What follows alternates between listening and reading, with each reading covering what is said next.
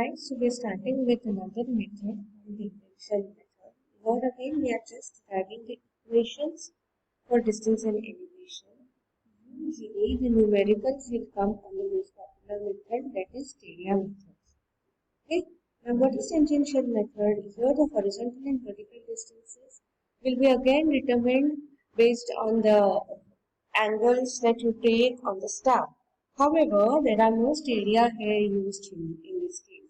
So you have a staff and you can see this point A and B. So there will be vanes fitted on this staff. For each of these veins, you are sighting only the crosshair and noting down the vertical angle. So you can see for A you are noting down alpha 1, for B you are noting down alpha 2. So likewise you will be doing when the angles are both elevation, when both of depression, then there may be a case when one angle will be of elevation and one angle will be of depression. Now, the kind of method is every time to determine one distance you have to note down two observations on the staff. For each observation you need to note down the vertical angle. So obviously this method is more time consuming as compared to your stereo method. Now let's go to the first case. Look at this particular diagram. This is a case where both the angles are of angles of elevation. Pause this video and please draw this figure. Now, what do I see in this figure? M is the point on which your instrument station exists on the horizontal plane. In other words, M is a point through which your vertical axis of the instrument will pass, which should coincide with your plumb line. So the image of M on the ground is point P.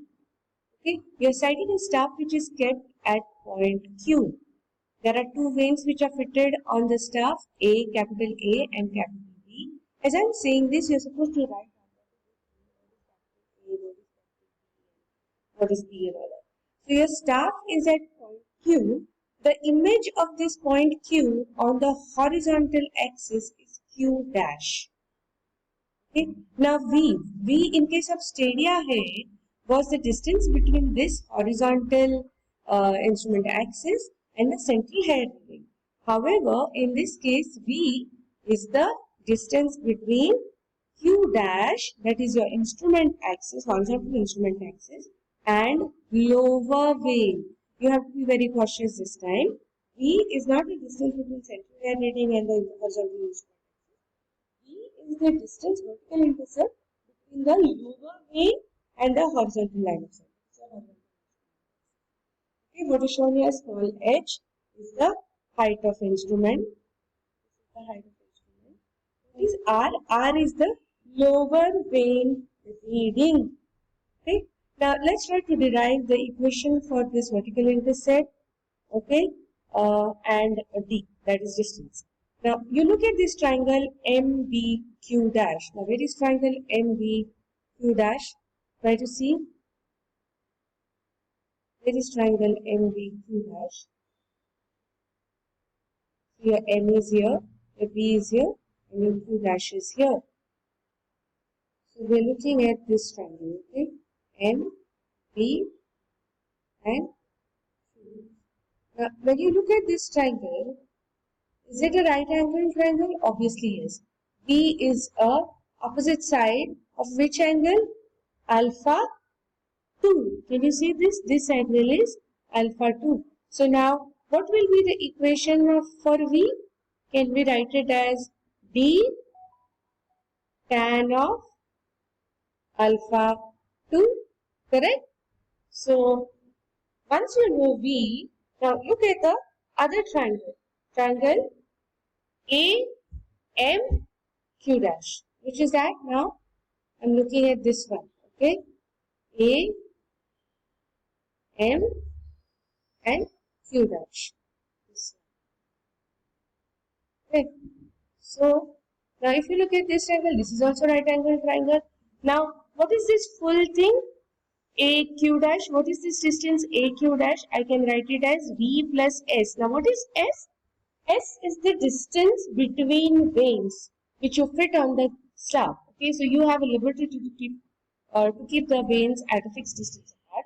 That distance is S. Now from this particular diagram, what will be V plus S? Can I write V plus S is equal to B tan of alpha?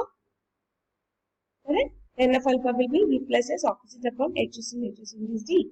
So V plus S is equal to D tan alpha. So now what I am doing? I am just deducting. I can write this as 1. I can write this as 2. I am deducting 1 from 2. So what do I get? I get D into tan of alpha 1 minus tan of 2. Correct? And now what I am doing? I am just cross multiplying this. D is equal to S tan of 1 minus tan of alpha 2. You can leave it here itself, okay, because now on your calculators, tan ratio is easily available. But if you go to books, they will show this term simplified into sine and cos. You can leave it, however, at this stage itself, okay. So your books will give you a more simplified value, that is sine of alpha 1 minus. Okay, this is a simplified version of this particular equation. However, I feel the penultimate one was better. Okay, now let's go back to V. We already know V is equal to D tan alpha 2. You got the equation of D. So now what will be V? S tan alpha 2. This equation that I got already. I'm just multiplying tan alpha 2 D.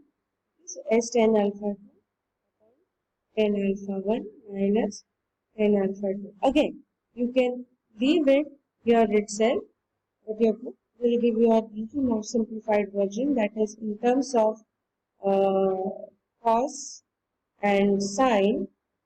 So that will be cos alpha 1 sine alpha 2 divided by sine of alpha 1 minus alpha 2. Right? Now let's have an equation for elevation of Q. What will be elevation of Q? If you know the elevation of P, you are here, okay? You have to reach here. How will you reach? Can you see the cursor? From P you have to reach Q. Okay. So P plus H will take you at this level, plus B will take you at this level, minus R will take you back at Q. So what will be the equation for RL of Q? RL of Q will be equal to RL of P plus H plus B minus R.